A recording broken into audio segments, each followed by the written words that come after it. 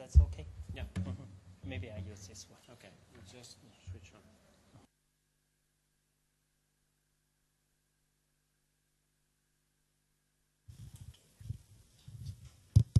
Okay. Good afternoon. Okay. I would like to update the China Education Research Optical Network status. And the talk is Introduction China Optical Transport Network. I mean CERNET, our network, and the CERNET IP backbone. Operation experience, next generation plan, and the conclusion. For CERNET, actually, we are just get the 10 years anniversary, so it's 10 years behind Terrena. Anyways, China Education Research Network, CERNET, is the first and the largest academic internet backbone in China. And we have 8 national gigapops connected via 2.5G DWDM links.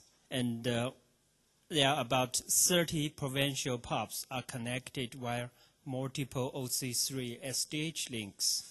And in total, there are 38 gigapops distributed in 36 cities, covering all the provinces in mainland China.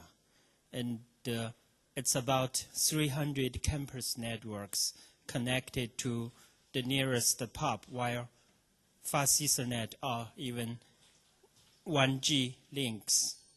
And well, there are about 1,500 education and research institutes connected to CERNET backbone. And we provide internet services. And okay, within that, about 900 are universities. And currently, there are about 15 million users. But the last figure, or the number, is quite impressive. There are 320 million students in mainland China. If CERNET needs to provide internet connectivity, that's a big job. And fortunately, in order to provide connectivity, we got dark fibers 2 years ago from partners. This is the layout of our dark fiber. We only get 1 pair of that. However, that actually covers the most developed areas in mainland China. If you don't know, actually, I can point some of the places. This is Beijing, the capital of China. Shanghai, the most modern city, Guangzhou, and near Hong Kong. And however, for the western part, actually, we do not have dark fiber, so we rent this line, OC3 links from multiple carriers. And the most difficult province is Tibet. And currently we have this line link plus a satellite backup. And on top of the dark fiber, we start this CERNET transport network 4 years ago. By that time, actually, the technology is quite traditional. So after RFP process, and we select the Lucent technology DWDM system, there are 16 2.5G lambdas, and we mainly use 2 lambdas. One is for router back-to-back connectivity. Another, we use that to build our own SDH network, which provides multiple OC3 services. And basically, there are 3 rings: the northern ring, the western ring, and the east-southern ring. And the total length of our dark fiber is about 20,000 kilometers. And we are looking for more fibers, and probably next year we will have about 30,000 kilometer dark fibers. The problem is, for some termination points, there is no backup route. So that's the problem. For example, to the very north, Shenyang, Harbin, and to the southwest, like Guilin, Kunming, no backup routes. We have to get backup links from other carriers. And on top of the SERNET transport network, okay, another thing I like to mention is there are about 200 relay stations for the transport network, and we actually, the access points are all located in our member universities. However, the relay stations we are outsourcing to to third party for the maintenance. The economic figure is based on the current price in mainland China. If we need only one OC3, then it's better to get lines from TECOs. However, for OC48, definitely you need to run your own transport network. Okay, the SERNET IP backbone. Currently, the red link actually are the OC48 links, and that connect the major POPs, the total 8 POPs. And the rest, actually, we use OC3 as the backup and link to the remote areas. And for IP routing, actually, we are using Cisco routers, GSR. And the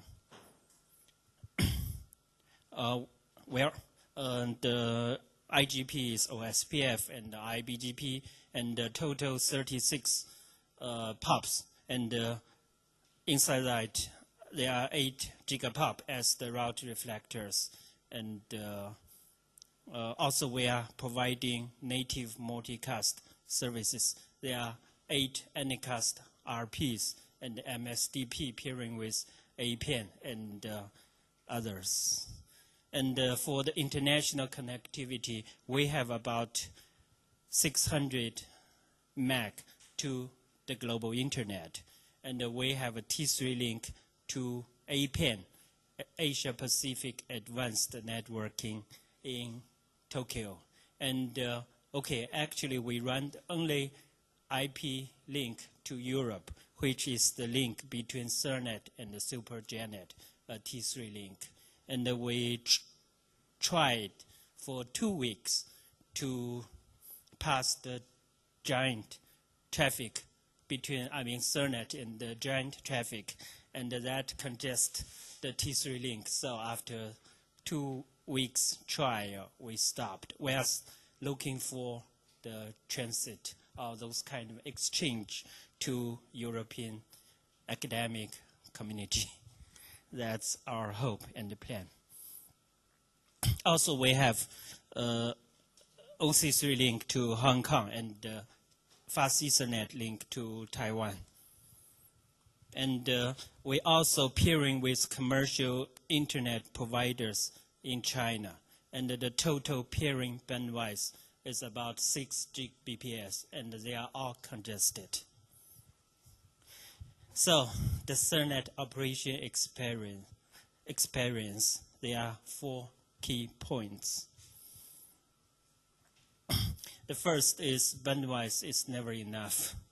We try to upgrade the link, but after 3 to 12 months, the link were congested again, and the users are shouting for higher bandwidth. It seems that optical network is the only solution. Okay, I like to review a little bit of the SERNET history. At the beginning, we used X.25 to link 8 POPs, and the later 64K link 8 POPs. And after that, actually, we cannot get enough bandwidth from TECO, so we built our own satellite network. There are about 33 Earth stations, and we run that for about 2 years. And later, we got dark fiber and built our DWDM network. And this is a figure of the link from Beijing to Wuhan, OC48 link, 1 month, 3 months, and 2 years. And you can see it's increasing steadily. And one interesting thing is you can see the negative values. We use enterprise MIPS from Cisco router, and we found after 2.14 Gbps, Cisco router return negative values for BPS. And so I don't know if anybody else observed that, but probably we use Cisco router very heavy. So that's almost 2 Gbps. BPS. Currently, we are running 2 OC48 from Beijing to Wuhan, and those are Chinese New Year's and summer vacations. Okay. The second is actually because currently we are running IP network, so we do not really need redundancy. And for the current SDH network, because of the protection rings, actually, there is half of the bandwidth waste. We like to use that. And in China, actually, it is no way to get unprotected SDH links. And for us, if we can control, actually, we can use the full bandwidth. And we will have redundancy or multiple paths for single POP in the IP layer. So that will give a higher efficiency. And the third is really a big problem because we are still using the traditional TECO model. So we have two teams. One is for the transport engineer, another is the IP engineer, and they are always fighting each other. So that's a big problem. Even we own both the transport network and the IP network, we found actually when there's something wrong and the IP engineer tried to think it is the transport net problem. And the transport engineer always said you should check your router first. So they're fighting. If we have a unified network management system, then probably the mean repair time will reduce half of the current status. So that's the thing. However, GMPRS, if that's the way to go, we're not sure. The problem is our transport network is quite large, and there are many OEO equipment. And so for some part, we do not have, we have to run OEO, and we have only limited lambdas. And if we want to have redundant lambda, that will cost a lot of money. That's the thing we are thinking probably in the next step. We have to have multiple lambdas and use OXC or those kind of things to turn on if something happens. And another thing is, compared with the national backbone, the international bandwidth is quite limited. So we have to monitor the flows. This is a figure. Actually, our NOCs in duty 24 hours a day, and the major job is take a look of the top 20 IP pairs. If something wrong, they have to block those top 20 pairs. But that really helps for Nachi, for Code Red, for Blaster, or those kind of attacks. We are the first one found the problem, and we were the first one took action and inform other IP operators in mainland China. However, we have a big job. There are some simple maths. There are about 16 million students in about 2,000 universities in China. And on average, there are about 8,000 students per university. If 1 meg connectivity is required per student, then in the campus network, we need 10 Gbps aggregate bandwidth. And another thing is, in China, all the students live in the dormitory. For example, my university, Tsinghua University, we have about 25,000 students live in the dormitory, and we provide fast Ethernet port per student. And the campus network, I mean the dormitory networks is 10G Ethernet. And there are about 3G BPS to Ethernet backbone in the peak hours every day. And however, for campus network, it seems 8G BPS is enough for the ordinary internet applications. However, if imagine the research grade applications, then we have to have at least 4 times of this. That's a big job. And when 80-20 rule applied to Ethernet backbone, then we need 4,000 gig BPS. That's a big job. Another thing, if every student needs an IP address, then there are about a Class A equivalent needed. That's the thing we really need IPv6, right? And for schools, similar calculation, there are about 300 million students, I mean pupils in about 1.2 million schools. And if 0.5 meg BPS required, then the Ethernet backbone should be 30 tera BPS. That's a big, big job. And for every student, there are about 19/8 required. However, the major challenge is the economics. And based on the statistics, we assume the students can pay about $3 per month for internet connectivity. And for students, probably 30 cents. And can we use this kind of money to provide the services mentioned earlier? It's very, very tough. We are still looking for new technologies. Another thing is building internet is not incremental. So at the first stage, how much money we can collect to build. Another thing I like to mention is for the construction of Ethernet. Actually, we got funding from Ministry of Education. However, starting from January 1st, 1997, Ethernet operation is self-funded. So we send invoices to our member universities every month, and we collect the money. And the charging model is for domestic traffic and the international outbound traffic flat rate. But for international inbound traffic, it's volume-based charging.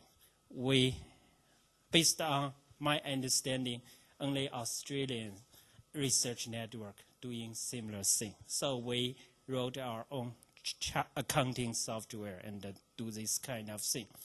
The good news is we made the balance every year.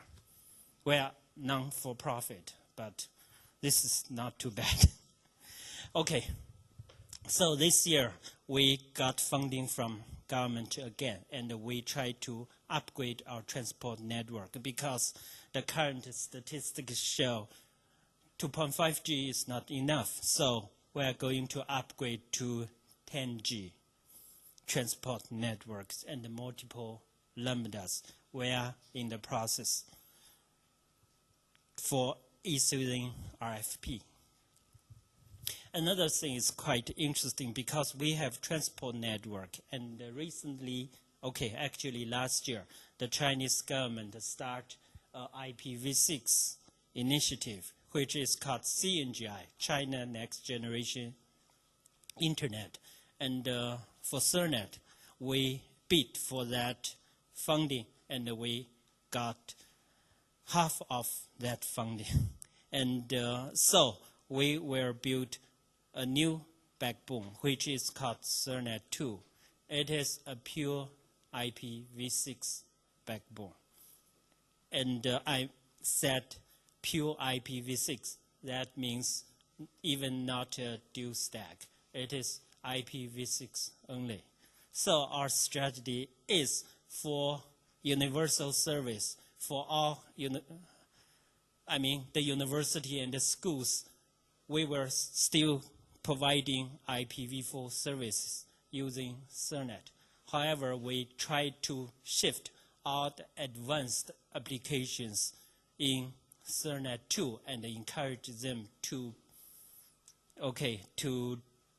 try to use IPv6 for next generation applications. And I will have another talk on CERNET 2 project tomorrow. Another thing I like to mention is applications. This is the CERNET multicast video conferencing services. And we are the only native multicast backbone in China. And these pictures were taken last year during SARS. No travel allowed. The people has to stay inside university. That gave us a very good chance to promote multicast video conferencing. And you can see actually the big pictures. They are the Ministry of Education and the Ministry of Science and Technology in China. And the small picture are all the famous university presidents. They are reporting SARS-related research to them. During SARS last year, actually it's from March to June, we are running multicast video conferencing every day.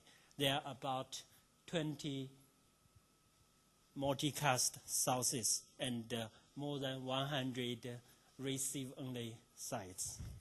And we try to provide this kind of service on CERNET 2 when the backbone is running.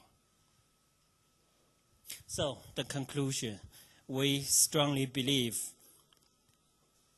education modernization is a key for China's future development, and the CERNET is the infrastructure for modernization. And now we split into two parts. One is, as I mentioned earlier, CERNET for universal internet connectivity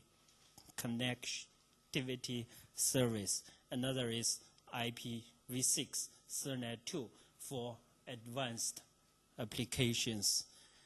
And the scalability is the key of success. Thank you very much.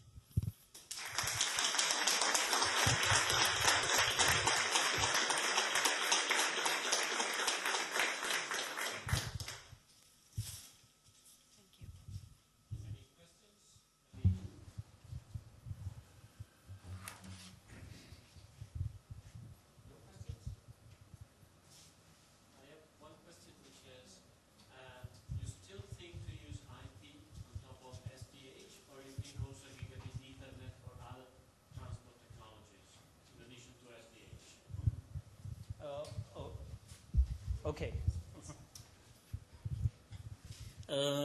We choose, as I mentioned earlier, for 2.5G links, there is no SDH equipment. The SDH equipment for OC3 connectivity is just a matter of price of the routers because we cannot get cheap routers with 2.5G interface. And currently, the future plan, definitely we will get rid of SDH equipment, so IP over DWDM. However, for long-distance connectivity, we are still thinking SDH framing is a better way to go because that will greatly help for the troubleshooting because we can make loops and those kind of things. There are a lot of bits can do troubleshooting. But for metropolitan or I like to say less than 120 kilometers, gigabit Ethernet or even 10G is a perfect solution. But more than that, SDH framing. Thanks again, Professor Singli.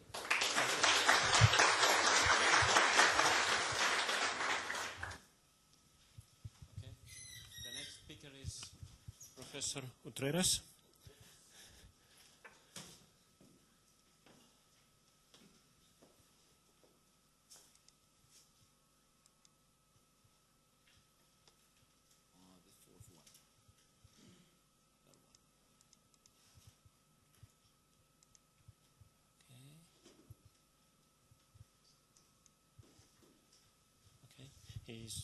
Professor Utreras has been very active in the networking environment, research networking environment in Latin America, and he will certainly show us the results of this large effort.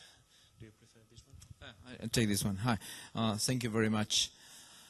Well, first of all, I would like to mention that I'm going to talk about a continent or a subcontinent, whatever you want to call it, which is very diverse. It's not very homogeneous, except for the language.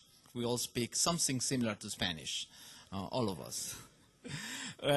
Anyway, I was yesterday in a cab, and the driver said, where are you from? I said, Chile. Oh, great, warm place. Well, Latin America is not all over a warm place, I said, especially thinking in Punta Arenas with minus 15 during the winter time. So anyway, the same happens in networking.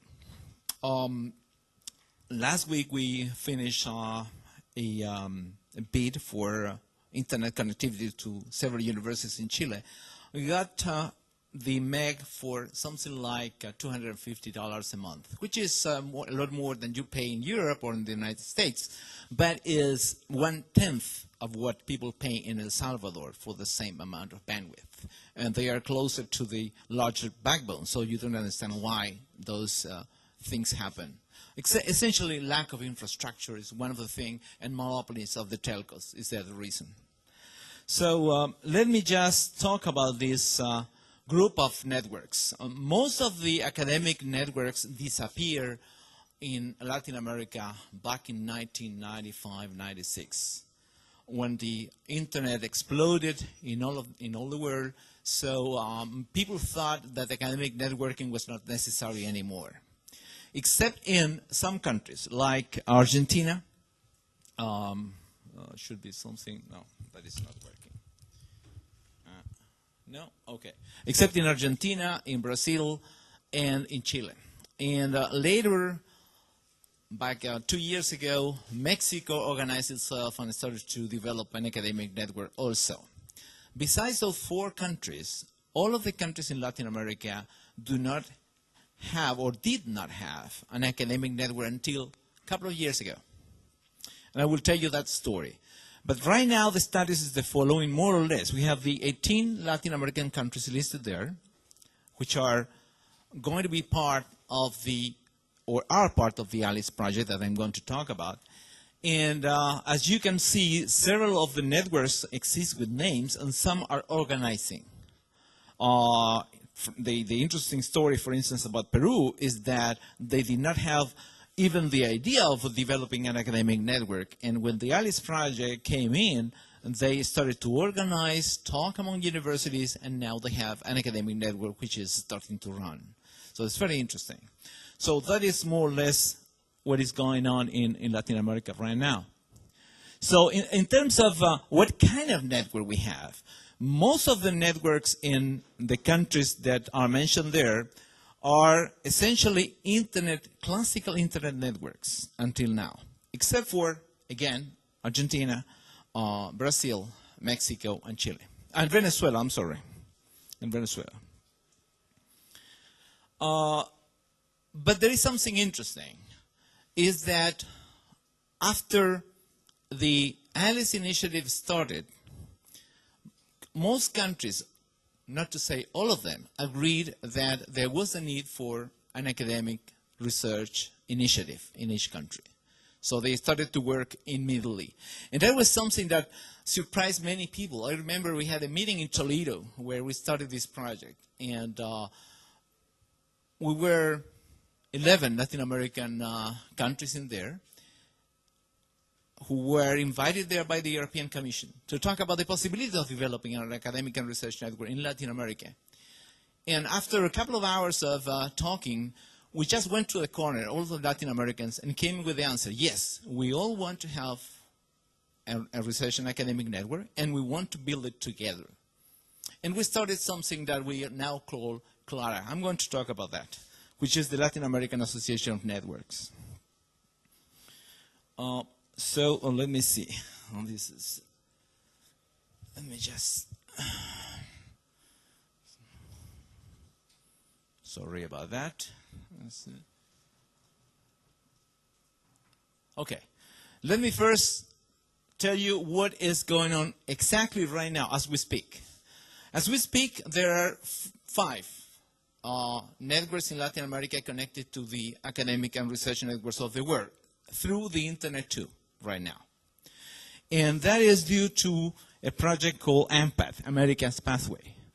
That project was started in 2001 due to a donation of Global Crossing to the University of Florida, Florida International University. And they donated 10 DS3 links. We're not talking about gigabit Ethernet or 2.5 gig. We're talking about 45 meg, which is a lot more than many countries have right now. Some countries have maybe a couple of meg connected to the normal Internet. In 2001, we connected to that network, and the last one until now is Venezuela. That was connected last year in April to this advanced network, advanced in quotes. Okay? All links are 45 meg. We are all connected through the United States. So our backbone is in the north right now. It has been many times in history, by the way. And we have had a very interesting history of cooperation with AMPATH and with Internet too, of course. And of course, you can see that to connect from Mexico to Santiago, you have to go through the United States. You have to cross Abilene. And to go from Buenos Aires to Santiago, which is about 2,000 kilometers, you have to go 16,000 kilometers around, going to Miami and back. That is the history right now. So let's talk about ALICE. ALICE means, in Spanish, América Latina interconectada con Europa. Latin America interconnected with Europe. This project was started as part of the ALICE initiative, which is the European Commission initiative. That initiative was started in 2000, at the end of 2001, I think, or the beginning of 2002. And the whole initiative is about 60 million euros. And part of that initiative is the ALICE project, which intends to do 2 things. One is to create a backbone in Latin America, connecting Latin American countries, especially the research networks of Latin American countries, and 2, connect them to Europe.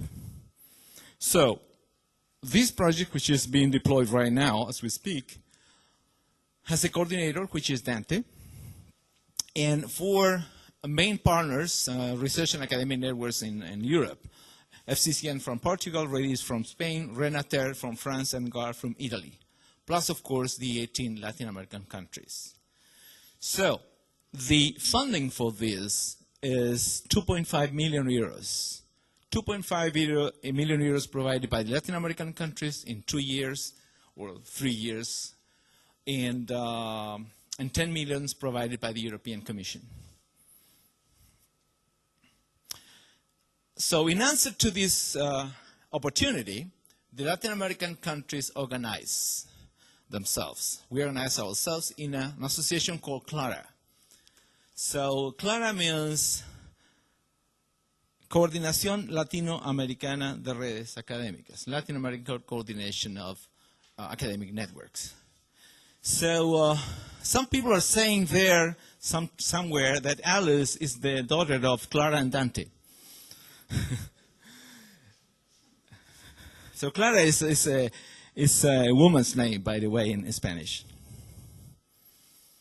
Okay, what is Clara then? It's an organization, it's a not-for-profit organization, which is based in Uruguay. So it's a formal organization right now. And its goal is to promote the collaboration in scientific and research projects through networking. Essentially, that is the idea.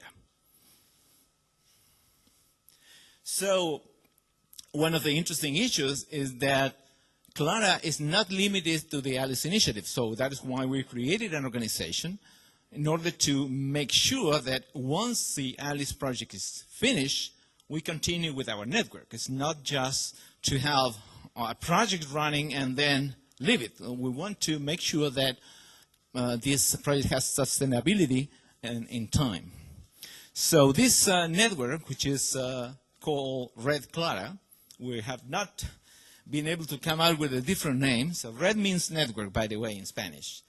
It's going to be connected through GEANT, as I told you, and to the internet too also, and possible to other networks. We expect to pair with APAN also very soon, directly, I mean. So what is the network going to look like? So we're going to use submarine cables. And that was the big difference between the status before 2001 and after 2001. In 2001, two major cables were deployed in Latin America, especially around South America and some in Central America. The Global Crossing cables and the Emergia cables. Those were new cables compared to some old cables that were there, essentially designed for telephony. So there was not much capacity, and the prices were for circuits was, let me see, at least 100 times what they are now. So a big change. Now we can buy with a reasonable price an STM1. You can buy that. In the past, it was not even available. You had to use transponders of satellites, and those things were very, very expensive. Of course, it was much better for a telco to sell minutes or seconds of telephony instead of selling us an STM1 for data. So, using those cables, which go around Latin America, we're going to have an STM1 backbone. Well, it doesn't look like a lot, but it is a lot for many of us who have just been using, in some countries, just a few megs, and in others, like us, which are in Chile, which are lucky, 45 meg. Of course, we are not counting the commodity internet, which is a separate issue. This network is only for research and academic networking. It's not for the commodity internet. So we are going to have a single connection to Europe through São Paulo. I'm going to show you the topology right now. The only country where we cannot get cable connectivity until now is Cuba. So we hope to connect to Cuba through satellite. So hopefully in the future the cables will not go around Cuba, but will pass through Cuba sometime in the future. The network is going to be centrally operated from Mexico. We have had a tender internally among the NRENs, and we have chosen that CURI, the Mexican network, operates our network. And our engineering team is going to be located in São Paulo, in Brazil. So this is what the network is going to look like.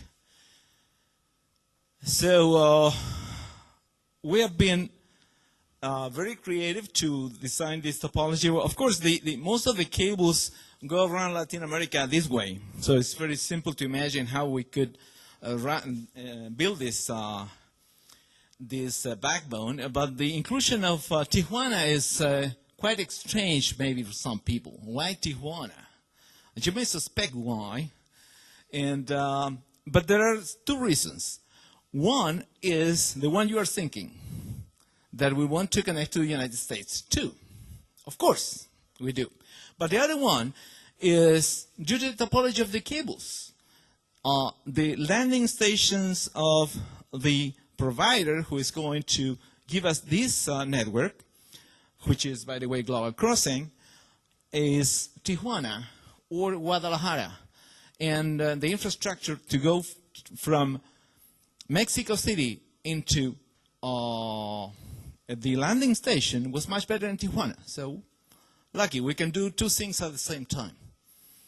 So, the backbone nodes are going to be Tijuana in Mexico, São Paulo in Brazil, Buenos Aires, São Paulo, Buenos Aires, Santiago, and Panama. That is not 100% sure because we may move that node to Cancun. essentially because of the providers that could give us the solution in Central America, which is not completely decided yet. We have already decided the backbone, which is right now in deployment, and the connection to Europe, but we have not yet decided on the Central America thing, because it's a bit more difficult. But this is going to be working by the end of the year. The whole thing. The backbone is going to be operational by August 1st. Well, provided everything works fine and God listened to us and the devil doesn't. Okay, so that is more or less what the timetable. We are right now waiting for the August 2004 delay to pass, and we'll see. So we're all hoping that that's going to be ready. And in December 2004, we should have all the countries connected. So if you have collaborations with people in Latin America, connectivity is going to change a lot in the following month. So in terms of global connectivity, of course, we have this point of exchange with GEANT and Europe. By the way, the circuit is not coming into France, it's coming into Spain. So we're going to be connected at the Ready Pop in Madrid. And so we have this backbone, and in here, we have already arranged for a connection to Santiago from Tijuana. That was part of the Mexican network arrangements. And we are working on another different projects so that we could enhance that connectivity and have an exchange point, hopefully with APAN also in Los Angeles. Okay, what kind of applications require infrastructure? Well, there are lots, but I'm going to mention just some spectacular applications. Astronomy, of course. Astronomy, we have, especially in Chile, we have large astronomical projects. ESO has a large facility in Paranal, another one in Las Campanas. You are also part of the ALMA project. The ALMA project is very interesting. The ALMA project require something like 1 terabit per second continuously in 5 to 6 years from now. Lots of bandwidth. That was mentioned this morning by who mentioned that? Dai mentioned about the connection of the telescopes.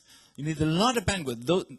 We are going to have in Atacama, which is in the north of Chile, 64 of these radio telescopes. So it's a large, very large facility.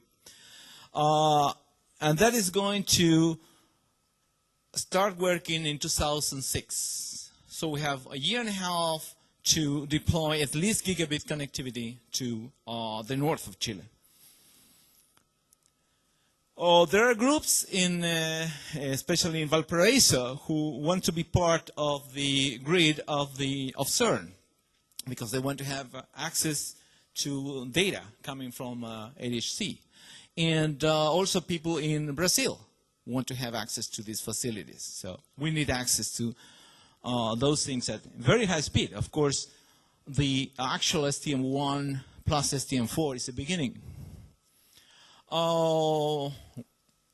Climate, especially oceanography, the monitoring and simulation of what is going on with marine currents, especially for El Niño and for other problems with dry zones, for instance, in the north of Chile, how the desert changes according to the weather in a large scale. So those are real problems that we have. Seismography is another interesting thing. We have some earthquakes in Latin America. We are part of the, I think it's called the fire belt or something like that. So we have lots of earthquakes, and we need to work with people monitoring the seismographic activity, and also simulating and building better houses and better buildings. So that requires a lot of collaboration. Education, of course. This is part of a very interesting activity that the University of Bio Bio in the south was carrying with people in Texas A&M University in College Station, Texas. They are doing something that they call intercultural architectural design. So what they are doing is using video conferencing, and of course they are sharing their AutoCAD files and all those things to work on common projects where they have mixes of architectural design from a dry zone like Texas and with a lot of Mexican influence, and the south of Chile, where the weather is completely different. The weather in there is rainy. It's like, I don't know, Portland, Oregon, or like Brussels. A lot of rain, a lot of fog compared to Texas. Very different. So the design you can make, of course, I don't know. Maybe they're going to build houses resistant to rain in Texas or something like that. I don't know. Anyway, it's interesting what they are doing. Other experiences that are working quite nicely is the learning of English. Last month, there was statistics in my country where it was discovered that only 2% of the population was able to, let's say, in quotes, master English, whatever that means. That means that they can at least express an idea and understand. I guess that is more or less what it means. 2%. And that is nothing compared to the fact that every student in every school, high school, studies English at least for 4 years in high school and at least 2 other years in preparatory. So that means that they have 6 years of English. I don't know how we managed to make it so badly. So we need to improve that, of course, to be part of the global world. And that means that we could benefit a lot of interactions, live interactions through video conferencing. People in Valdivia, which is in the south of Chile, about 800 kilometers from Santiago, have been making experiences on having kids from a school in Boston and kids from a school in Valdivia, and just talking about whatever they like. Of course, with a professor in their teacher, so that they just try to communicate. And the experience is very interesting. It's some sort of immersion. You know, the only way to learn a language normally is to be immersed in the environment. And if you cannot move everybody into the northern or the Anglo-Saxon countries, of course, what you can do is at least this virtual immersion. So that could be a very interesting application also. So my conclusion is that be it education, instrument sharing, access to telescopes, exchange of data, or use of grids, there are lots of opportunities for collaboration with Latin America, and the ALICE project is going to make it possible. So we look forward to work with you in developing new relationships with European universities and all over the world also. Thank you very much.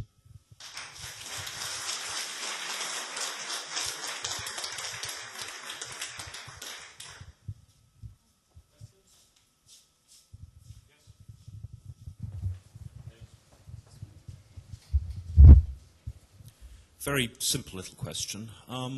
Has the advent of the ALICE project stimulated an upgrade in the various participating RENs within Latin America? Of course. Yes, and that's a very good question. We have seen that all the time. Whenever we have opportunities for more bandwidth, people start to be motivated and develop their own networks. And as I told you, in Peru, for instance, people have developed a gigabit backbone inside Lima in a question of 6 months because of that. We are seeing that happening also. It happened also in Ecuador. So it is motivating the construction of academic networks at very good speeds. And also the development of more bandwidth opportunities inside the countries, which is your concern. Is some of the EU funding conditional upon the RENs being able to access the ALICE WAN links? I'm not sure I got it. You said you asked for new funding opportunities for the inside the countries, or? Well, it's clearly if the EU is providing funding to connect Europe to Latin America, it's clearly important that institutions within Latin America are able to make the best use of that new connectivity. So is any of the EU funding conditional upon an upgrade of some of the RENs to run in parallel with the ALICE project? No, the only condition is that we have to pay our contribution to the ALICE project, of course, and as we also know that there are going to be other opportunities for developing special projects, and so we look forward to have different opportunities that could foster better development of infrastructure within the countries. But for the ALICE project itself, the commitment of the NRENs is to deploy the infrastructure inside the country, but not particular funding commitment of the countries themselves, but the cost sharing. Yeah, I understand. Thank you.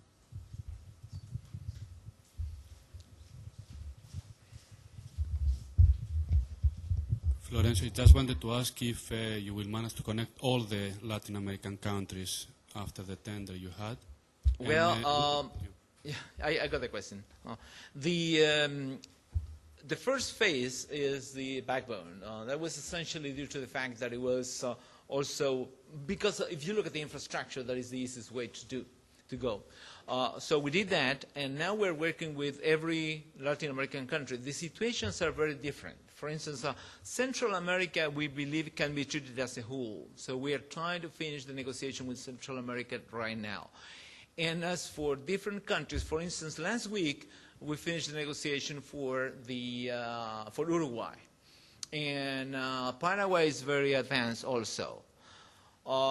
We have to work with a lot yet to get good connectivity to Ecuador, to Colombia, and in Cuba, I think it's going to be later on because of some other difficulties that you may be aware of between the EU and President Castro.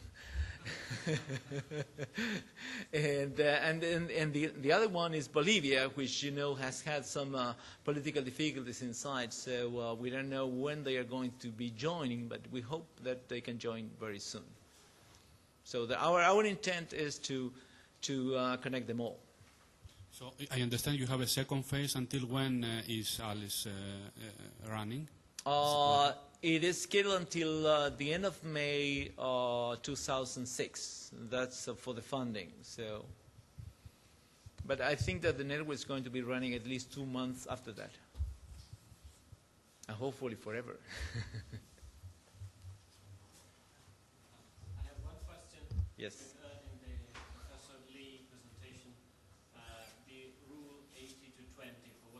Outbound and inbound traffic. Do you think that will be the same in Latin America, or you foresee different traffic patterns? Well, we don't see the same traffic patterns for advanced networking.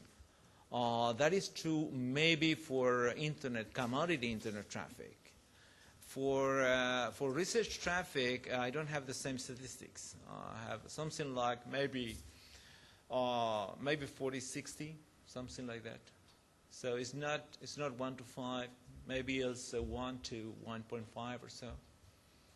So it's I think it's a different situation with the research networks, because in those cases there is some interest. There is a lot of interest in those data coming also from Latin America, like the instruments I mentioned. I mentioned also maybe the geophysics experiment, the geodesic experiment, large antennas installed there.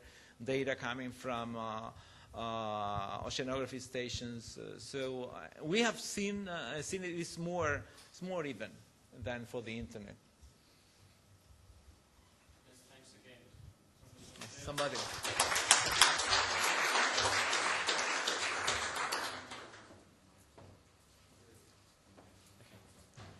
The last speaker is David West from Dante, which will talk about the effort in connecting the North African countries.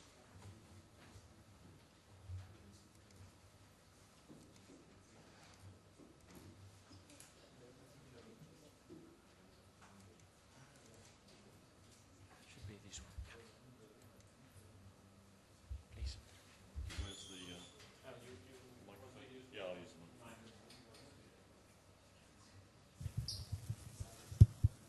Thanks. Is it on? Right, thank you very much. Well, good afternoon, everyone. Last talk in this section about a project called EUMEDCONNECT. Very similar in some ways to what you've just been hearing from Florencio in Latin America. Started before that one, still going on, it may go on for some time yet. In other ways, very different, and as we go through, I'll try and draw out some of the differences in particular, so that you don't hear a repeat of what you've just heard. The similarity, of course, is that we at Dante, again, are the coordinating partner. The European Commission asked us to be the coordinating partner for this project. The idea of connecting Europe and the Mediterranean at a network level has been around for a number of years, and there have been a number of attempts to do it, but it has not been easy, so we were asked to have another go at it.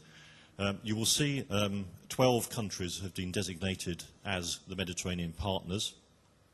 They've expressed in alphabetical order for political correctness, but they are basically all the countries that surround the Mediterranean that are outside of the European Union today.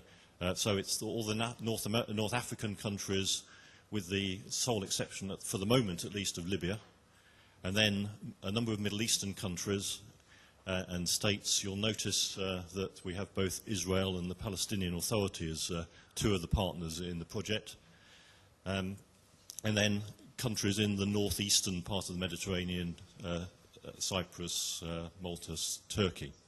So quite a very wide range of countries, some really very advanced indeed, others certainly not in that category. We, like Alice, have had 4 European partners to help us. GARR from Italy, GEANT from Greece, Rediris from Spain, and Renater from France. And that support has been extremely useful for our project.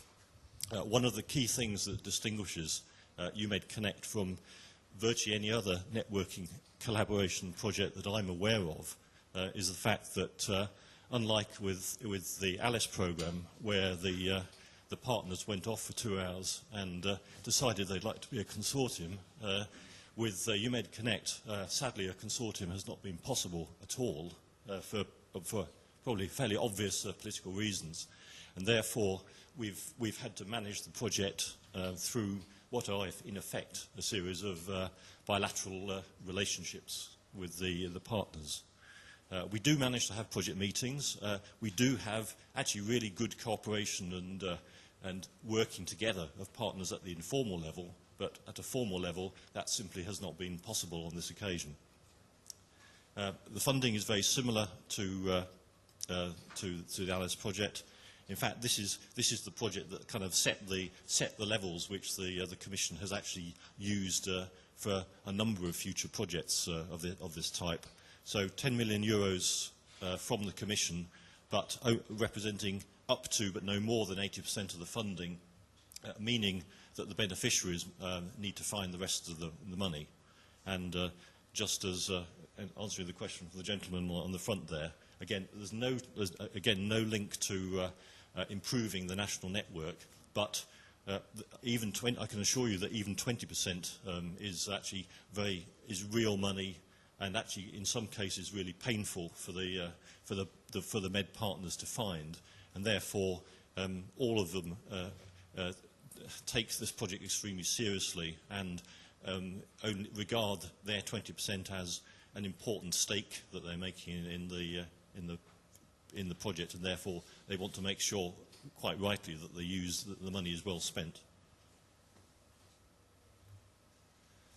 What we're trying to do, well, we are trying to connect all the Mediterranean partners to each other at a network level, and, of course, importantly, to GEANT and the European community. We do believe that it is starting to act as a catalyst for collaboration and the development of their national networks. We're seeing that in most of the countries that are actively participating at the moment. There's already significant growth within their national networks, I'm pleased to say.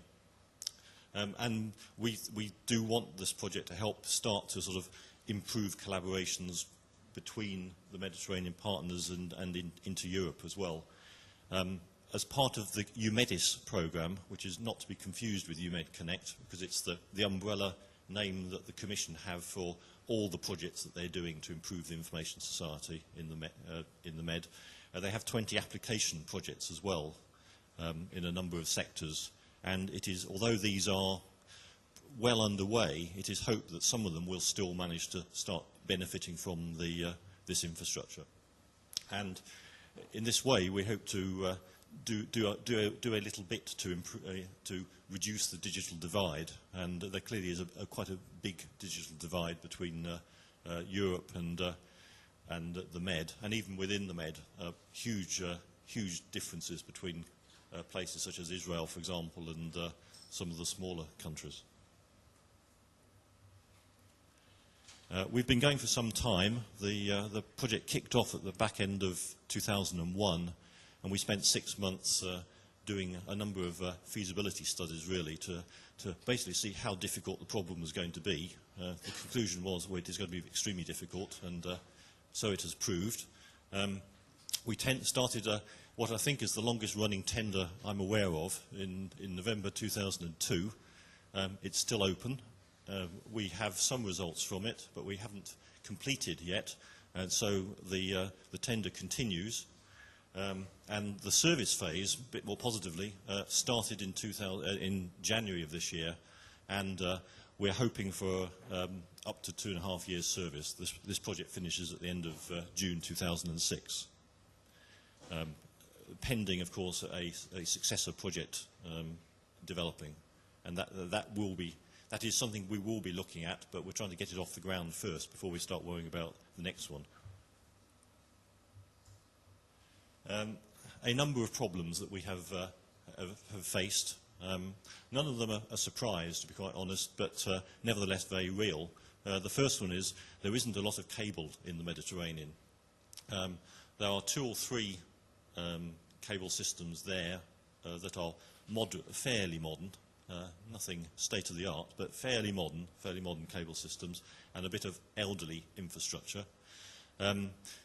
It was bad luck that the internet bubble, .com bubble, burst just when it did, because there were some plans for quite a few more new cable systems going into the Med at around that time. And had that happened, we would have had a lot of hungry suppliers wanting to sell us a lot of bandwidth quite cheap, and that would have made the whole project a lot easier. But that didn't happen, unfortunately.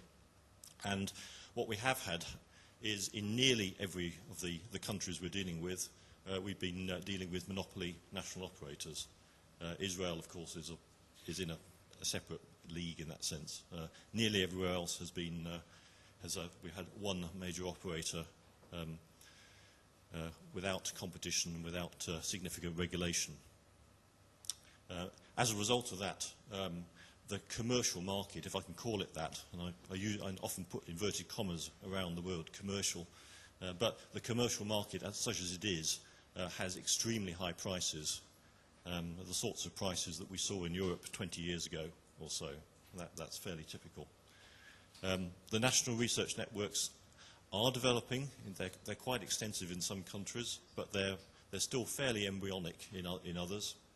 And, well, it's put there in a more polite way, but I mean, clearly there we haven't a consortium, we haven't the regional cohesion, which has actually also made the project more difficult than some others might be. However, despite that, we have finally got to a stage where we actually can show a diagram that is actually a topology, which I'm very pleased that we've actually got this far.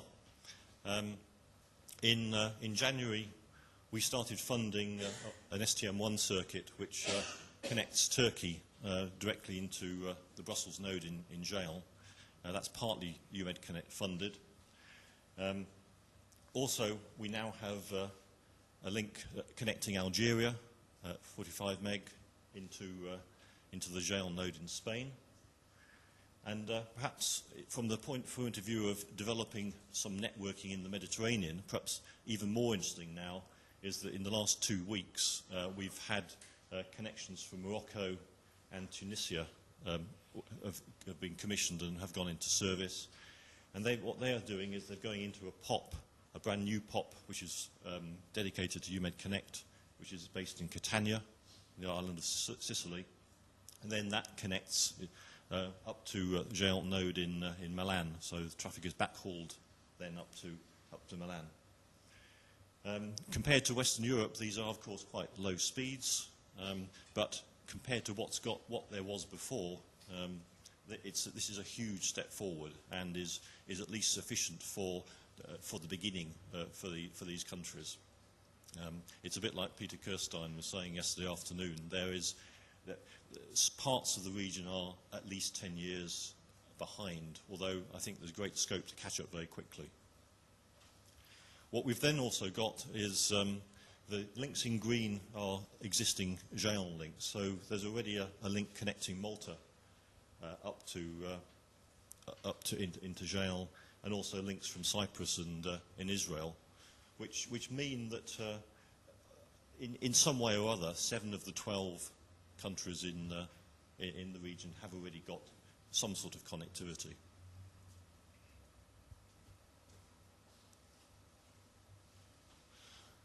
We're quite well advanced, we're very well advanced in fact, with what will be the next stage of the topology. This is not formally committed yet, but I'm very hopeful that once we resolve a few problems that we currently have with a particular supplier, that we will be able to set up a second point of presence, which will be based in Nicosia. We hope to be able to connect Syria into that POP. Pretty low speeds, but again enough to get them going. We also will be providing a connection between the new POP in Nicosia and the one that we have already in Catania, which means that there is then start to get a bit of resilience into the network. SciNet in Cyprus will connect at 45 megabits into the new POP as well as housing it. So they'll have a connection both up to Jail and into the Mediterranean region. And we're also looking to see if we can find a way to actually provide a second link for Malta as well. So from a position of perhaps a year or so ago when there really wasn't anything, we've actually got what starts to look like a real network, and we actually have real service now for the first of the med NRENs, as we always call them within the project. What that leaves us is 3, and you're probably trying to work out now which of the 3 that have been left. Those are Jordan, Lebanon, and the Palestinians. We have not given up on those. There's some possibility of something happening with the Jordanians right now. Even while I've been at the conference, thanks to the wonders of wireless LAN, I've had quite a lot of conversations with some consultants working for the Jordanian government who have suddenly woken up to the fact that this is actually happening, and they would like to be part of it. So we may have there may be something happening there, and again with Lebanon and the Palestinians, there is certainly some interest, and so I'm hoping we can still make it 12 out of 12.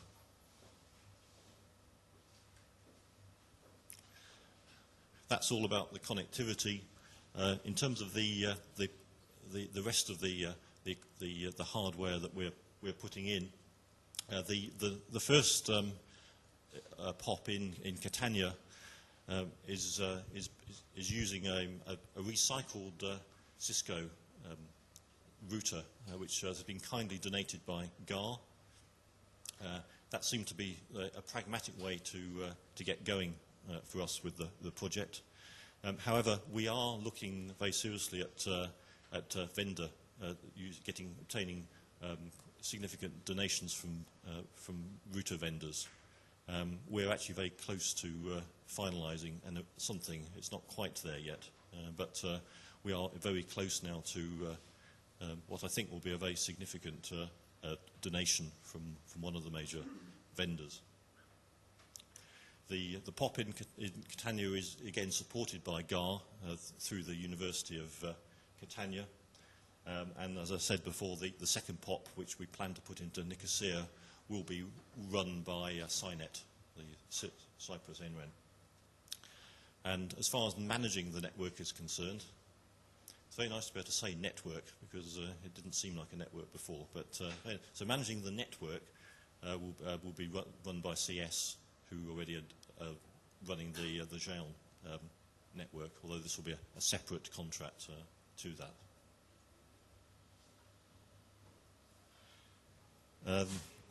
Now that there is a network, there's also this capability to monitor the traffic that is already flowing over the network.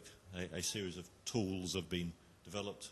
There's an example of what you see when you're looking at the website. And in terms of the services, it's pretty modest initially. I mean, we're basically providing IPv4 connectivity for the partners. But once later in the year, we're expecting that we will be able to support IPv6 and also multicast. Which will be possible once the router donations is clinched and we get some new routing equipment. Thanks to the NREN Policy Committee, the interconnection to GEANT has been provided free of charge, so it's like a peering arrangement in effect, and it's also opened up to for transit to GEANT's research and education partners in other regions as well. So for the moment, the transit extends to North America, it extends to Japan, it'll soon to Latin America, of course, and hopefully to Asia other parts of Asia at some point. We do allow commodity internet over the network within limits. It's something that we charge for on a pass-through basis. It's not something that the Commission provides any funding support for, and that's quite reasonable, I think. And we do require acceptable use policies to be in place and implemented to make sure it's used responsibly. Through this programme, we also provide a certain amount of technical support and training to MED-NRENs. We had a large workshop in Montpellier at the beginning of the year, which we had 19 representatives from 7 of the partners there. That seems to have gone down very well, and so we're doing a second one in September. We're quite keen to sort of work out how to kind of share this kind of this expertise and also and benefit and exchange with other regional projects as well, who are clearly doing similar things for their partners as well. And there's quite a lot of scope for that sharing, I think. And in this way, I mean, I think one of the things we've actually done is we had a project meeting here yesterday for the EUMEDCONNECT project, and it's deliberately been tied with this event so that it's easy for the partners to then stay on for, in many cases, the first time they've been to a Terrainer networking workshop. And we have also provided funding support for that to make it easy and easy for them to do. So, as I said, so far we've we've solved some connectivity and got connected to 7 out of 12. With the plans that we've got for the second POP and the connections into that, we can see ourselves getting up to 9, just leaving the final 3 to worry about. And I think what we have done is, I mean, we're very much an infrastructure project, but we are creating some foundations for what I hope will be a long-lasting arrangement.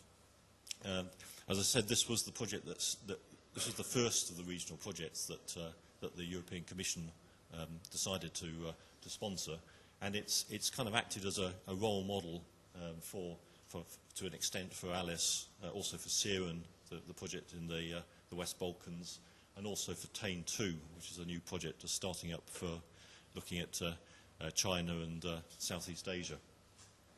I say a role model. I mean, it makes it sound like we've done everything right, and I think we've probably learned the hard way in some cases about ways how not to do things in some ways, and so hopefully people have learned from that as well. Finally, the acknowledgements.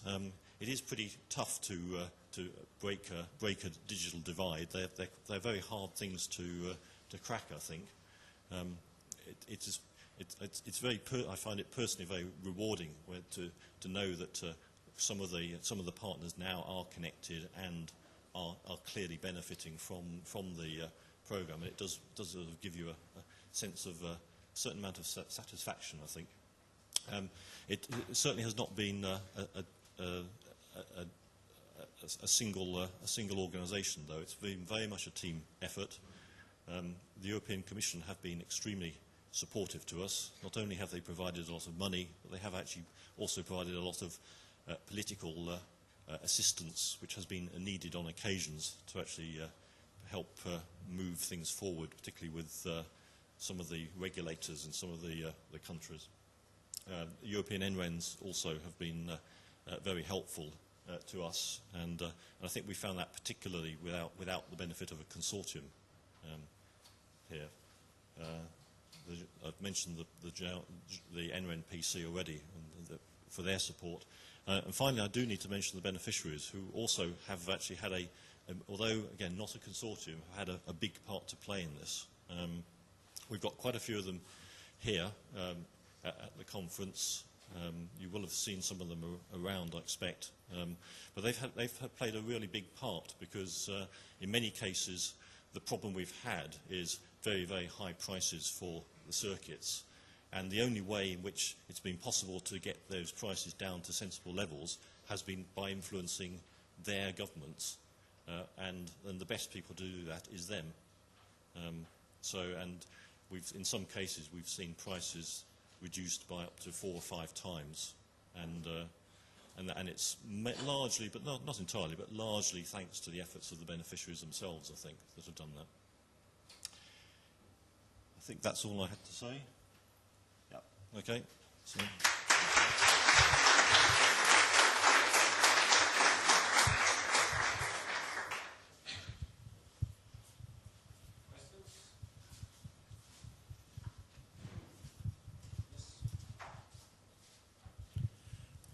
In his talk, Professor Jingli reminded us all how much more important IPv6 is within the Asia-Pacific region for obvious reasons. Is this likely also to be the case for these new southern and eastern Mediterranean connections, or do you think the immediate anticipated usage of these connections wouldn't really require large quantities of IPv6 address space?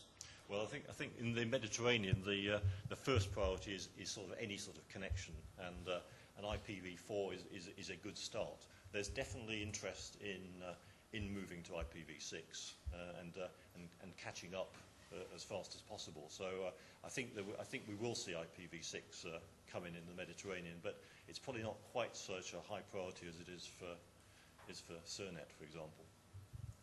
And my second question, what do you anticipate being the immediate uses of these connections? Do you think it'll be sort of mainly fairly predictable, traditional TCP/IP applications, or are there some special applications in mind as well? I think initially, again, I think we're talking about quite quite mainstream applications. From the IP pilot projects, there's one or two quite innovative telemedicine type of applications around, which would lend themselves very well to the capabilities of this network. But I think initially it's a modest start, I think, but it's taking that first step is probably the biggest one.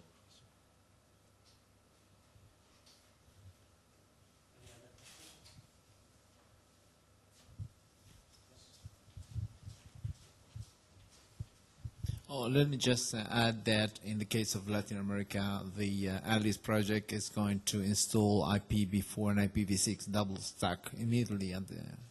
So we're going to be running it. We already have a lot of tunnels running in Latin America, and we have been working extensively with Mexico, Brazil, Chile, Argentina, and with Spain and some other people in IPv6. So it's going to be operational from day one.